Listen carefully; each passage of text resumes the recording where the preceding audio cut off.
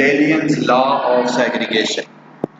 Mendel का आज law of segregation देखते हैं कि उसने क्या मतलब किस बेस के ऊपर ये लॉ जो है वो सेग्रीगेशन बनाया था।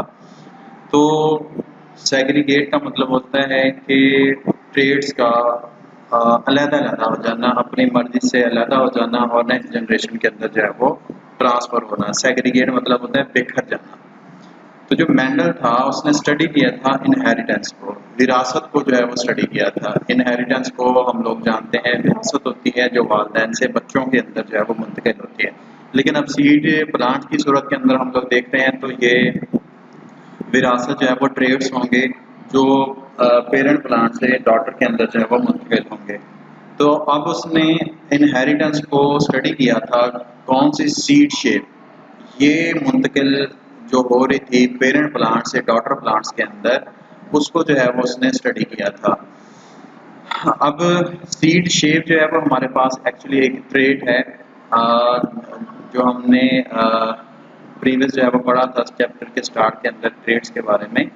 तो ये सीड शेप एक ट्रेड को लिया उसने और उसको स्टडी किया था। इस मकसद के लिए उसने क्रॉस किया, इन फॉर दिस पर्पस, उस मकसद के लिए ही क्रॉस्ड, उसने क्रॉस किया।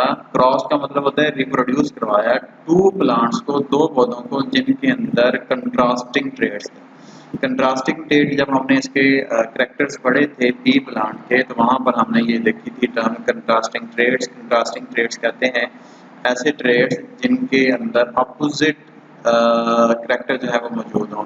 जैसे हमारे पास सीड शेप में देखेंगे राउंड और रिंकल। ये राउंड मतलब होता है गोल और रिंकल मतलब है कि वो छुरियों वाले बीज। अब ये उसने कंट्रास्टिंग ट्रेड लिया, कैरेक्टर लिया, खसूसियात ली सीड की जिसमें सीड शेप जो है वो मौजूद थी। अच्छा, अब एक उसने ट्रेड लिया है तो ऐसा ट्रेड जिसके अंदर एक कैरेक्टर यूज हो उसको हम कहते हैं मोनो हाइब्रिड क्रॉस। इसमें सीड शेप भी हो सकती है, इसमें पौधे का टालनेस और डिवार्फनेस भी हो सकता है, पौधे का बड़ा और छोटा होना भी हो सकता है। ऐसा क्रॉस जिसमें सिर्फ एक हमारे पास वन ट्रेड इन्वॉल्व होगा, एक ट्रेड जो है वो पाया जाएगा, तो ऐसे क्रॉस को हम लोग कहते हैं मोनो हाइब्रिड क्रॉस।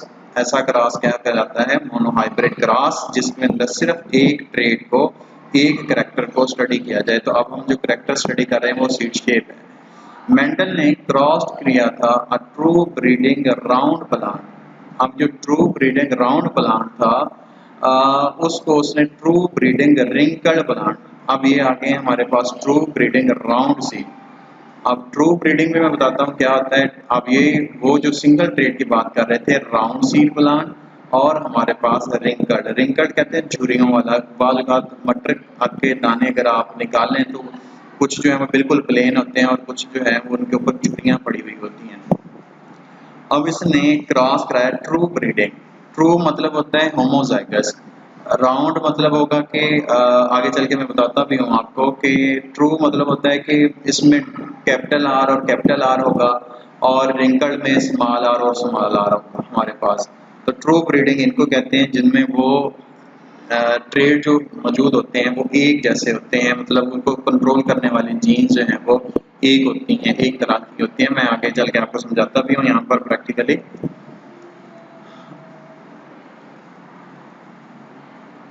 अब उसने क्या किया कि जब उन दोनों को क्रॉस करवाया राउंड और रिंकल को, तो जितने भी अगली जनरेशन पैदा हुई जब उसने दोनों को क्रॉस करवाया राउंड और रिंकल को, तो जितनी भी अगली जनरेशन पैदा हुई वो सारी राउंड थी। राउंड थी। डोमिनेंट और रिसेसिव का कंसेप्ट में भी आप लोग जानते हो कि डोमिनेंट जो होता है वो डोमिनेंट एलील जो होती है वो रिसेसिव एलील के इफेक्ट को छुपा देती हैं। तो मेंडल ने इस बात का दावा किया, डिक्लेयर किया, ऐलान किया कि ट्रेड राउंड सीड, जो राउंड सीड ट्रेड्स हैं वो डोमिनेंट हैं और वो रिंकल्ड के इफेक्ट को शो नहीं होने दे रहे। ठीक है, तो जितनी भी हमारे पास अगली जनरेशन पैदा हुई वो सारी राउंड थी और जो रिंकल सीड थे वो पैदा नहीं हुए। इसकी रीजन आगे वो बताएगा हमारे पास।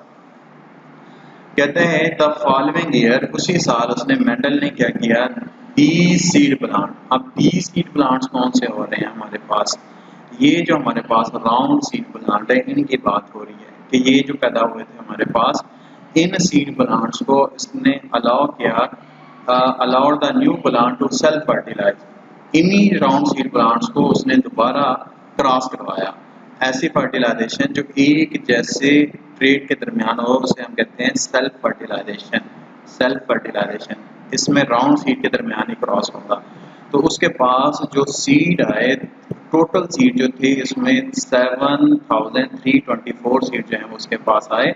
उनमें हमारे पास जो राउंड सीड थे वो हमारे पास 5474 थे, 5474 थे। और उसमें जो हमारे पास रिंकल्ड सीड थे वो जस्ट 1815 थे। तो इसमें अगर हम रेशो निकालें तो हमारे पास 3% जो थे वो राउंड सीड आए और 1% जो है वो हमारे पास रिंकल्ड सीड जो है वो आए जब सेल्फ फर्टिलाइजेशन जो है वो की गई। तो पेरेंटल जनरेशन, जो पेरेंट जनरेशन जब स्टार्ट के अंदर क्रॉस करवाया गया था तो उसको P1 से डिनोट किया गया है, और उसके पेरेंटल जनरेशन के जो इंडिविजुअल थे उसको F1 जनरेशन के जरिए जो है वो डिनोट किया गया। फिर आगे F1 को क्रॉस करवाया था F1 के साथ, तो हमारे पास F2 जनरेशन आई थी। जैसे हम कह लें कि यहाँ पर हमारे पास जो राउंड सीड सारे आए थे वो F1 जनरेशन थी। जब हमने राउंड सीड को दोबारा क्रॉस करवाया तो हमारे पास F2 जनरेशन आ गई। अब आगे चल के मैं बताता हूँ डायग्राम के जरिए भी आपको ज़्यादा क्लियर हो जाएगा। अब हमने अभी बात की कि उसने एक ट्रेड को स्टडी किया था, सीड शेप को। सीड शेप को उसने सिर्फ जो है वो स्टडी किया था, सीड शेप को, एक ट्रेड को।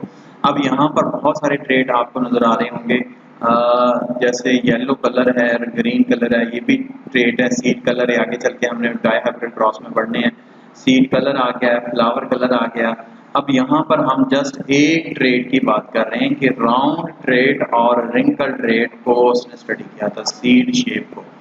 अब ये हमारे पास जो सीड शेप है उसने जो स्टडी किया था तो राउंड और रिंकल को जो है स्टडी किया था, इसलिए हमने इसको मोनोहाइब्रिड क्रॉस का जो है वो नाम दिया है।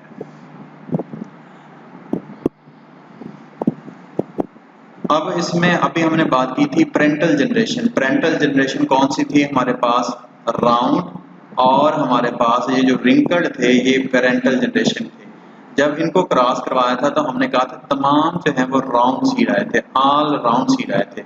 ऐसी जनरेशन को हमने नाम दे दिया था F1 जनरेशन का। फिर हमने कहा था कि F1 को सेल्फ फर्टिलाइज करवा दिया था F1 के साथ, तो हमारे पास F2 जनरेशन जो है वो आई थी।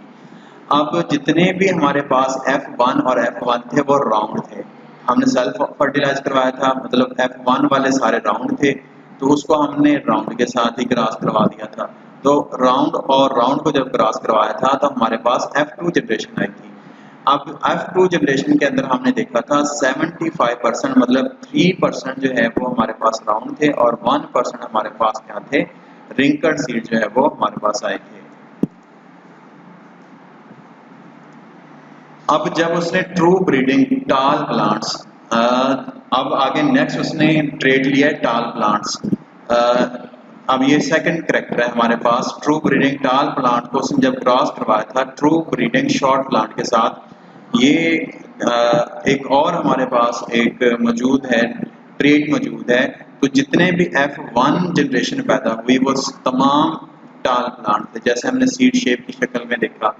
और इसी तरीके से जब उसने F1 को फर्दर क्रॉस करवाया F1 के साथ तो हमारे पास जितनी भी रेशो आई उसमें टॉल जो थे वो 3 रेशो थी और हमारे पास शॉर्ट जो थे वो 1 रेशो थी। जैसे हमारे पास अगेन वही बात, जैसे सीड शेप हमने देखा था, ये हमारे पास राउंड सीड है। अच्छा, अब हमारे पास वही अगर हम देखें राउंड सीड को, यहाँ पर उसने डिनोट कर दिया है कैपिटल आर से, और रिंकल सीड को उसने डिनोट कर दिया स्मॉल आर से। अब ये पेरेंटल जनरेशन हो गए जो स्टार्ट के अंदर हमने देखा था, और जब ये सेग्रीगेट किए, कैपिटल आर अलहदा हो गया, स्मॉल आर अलहदा हो गया, तो हमारे पास जो सीड बने वो कैपिटल आर और स्मॉल आर, मतलब जितने भी सीड बने हैं वो राउंड है। जब यहाँ पर हमने F1 को F1 के साथ क्रॉस करवाया तो हमारे पास ये देखें सेग्रीगेट हो गया, ये ट्रेड अलहदा हो गया, ये ट्रेड अलहदा हो गया, ये हमारे पास इसी तरीके से ये अलहदा हो गया और ये अलहदा हो गया। अब चेकर बोर्ड के जरिए जब हमने इनको चेक किया, पहले हमने सिंपल वे में देखा था, अब हम चेकर बोर्ड के जरिए इसको देख रहे हैं। कैपिटल आर और कैपिटल आर को क्रॉस करवाया तो हमारे पास ये आ गए और ये सारे राउंड होंगे। कैपिटल आर और स्मॉल आर को क्रॉस करवाया तो हमारे पास ये ट्रेड आ गए, ये भी सारे राउंड होंगे। इसी तरीके से स्मॉल आर और कैपिटल आर को जब क्रॉस करवाया तो हमारे पास कैपिटल आर स्मॉल आर आ गए, ये भी सारे राउंड होंगे। जब स्मॉल आर और स्मॉल आर को क्रॉस करवाया तो ये हमारे पास स्मॉल आर मतलब राउंड आ गए। तो 3 हमारे पास राउंड आए हैं और एक हमारे पास रिंकल आया है। मेंडल ने ये नतीजा निकाला, जो ट्रेड्स होते हैं under study were control by separable factor. उसने ये बात कही कि जो हमारे पास ट्रेड्स होते हैं उनको जो कंट्रोल करने वाले होते हैं वो फैक्टर्स होते हैं, उन फैक्टर्स को नाम उसने दे दिया, जीन्स का जो है वो नाम दे दिया। तो कहता है हर जानदार के अंदर genes are present in pairs. तो हर जानदार के अंदर जीन्स जो है वो पेयर के अंदर मौजूद होते हैं। जैसे हमने सीड शेप के लिए देखा है कैपिटल आर और रिंकल्ड सीड के लिए हमने स्मॉल आर और स्मॉल आर देखा है। तो कहते हैं अब इसकी डेफिनेशन अगर हम देखें लॉ ऑफ सेग्रीगेशन की, ये डेफिनेशन आ जाती होती है शॉर्ट क्वेश्चन के अंदर कि लॉ ऑफ सेग्रीगेशन जो है वो आप बताएं। तो जब गैमीट्स फॉर्मेशन होती है तो जो जीन्स होती हैं हर पेयर की जीन्स, जैसे कैपिटल आर वो अलहदा हो जाती हैं, जैसे हम चेकर बोर्ड के अंदर अभी देख के आए हैं, एक दूसरे से अलहदा हो जाती हैं और हर गैमीट रिसीव कर रहा होता है, हर रिसीव हासिल कर रहा होता है 1 gene from the pair. Her gamete एक पेयर में से एक जीन को हासिल कर रहा होता है। When the gamete of male and female parents unite, जब वही गैमीट्स दोबारा इकट्ठी होती हैं तो resulting offspring again get the genes in pair. जो हमारे पास ऑफस्प्रिंग होता है उसके अंदर दोबारा जीन्स जो है वो पेयर के अंदर जो है वो आ जाती हैं। This conclusion is called as law of segregation. इसको दोबारा इस डेफिनेशन को उस डायग्राम के अंदर जो है वो देखते हैं हम लोग। जैसे हमारे पास ये जीन्स जो है वो पेयर्स के अंदर जो है वो मौजूद हैं। मेंडल जो बात कहता है कि ये जीन्स कंट्रोल कर रही हैं हमारे पास सीड शेप को और ये सेग्रीगेट हो रही हैं हमारे पास, दोनों में से एक जो है वो जीन नीचे आ रही है। अब यहाँ पर जो न्यू इंडिविजुअल बना है उसके अंदर दोबारा जीन जो है वो पेयर की शक्ल के अंदर आ गई है। इसी तरीके से ये जो जीन्स पेयर के अंदर मौजूद हैं दोबारा सेग्रीगेट हो रही हैं, नीचे अलहदा हो रही हैं और जब F2 जनरेशन बनेगी तो दोबारा यही जीन्स जो है वो पेयर की शक्ल के अंदर हमारे पास मौजूद आ जाएंगी। ये देखें ये F2 जनरेशन है, सारी जो नीचे हमारे पास बन रही है ये F2 जनरेशन बन रही है। तो मेंडल यही बात कहता है कि गैमीट्स फॉर्मेशन के अंदर ये जो गैमीट्स बन रहे हैं इसके अंदर जीन्स अलहदा हो जाती हैं और जब इंडिविजुअल बनते हैं तो उसके अंदर जीन्स जो है वो दोबारा पेयर की शक्ल के अंदर आ जाती हैं।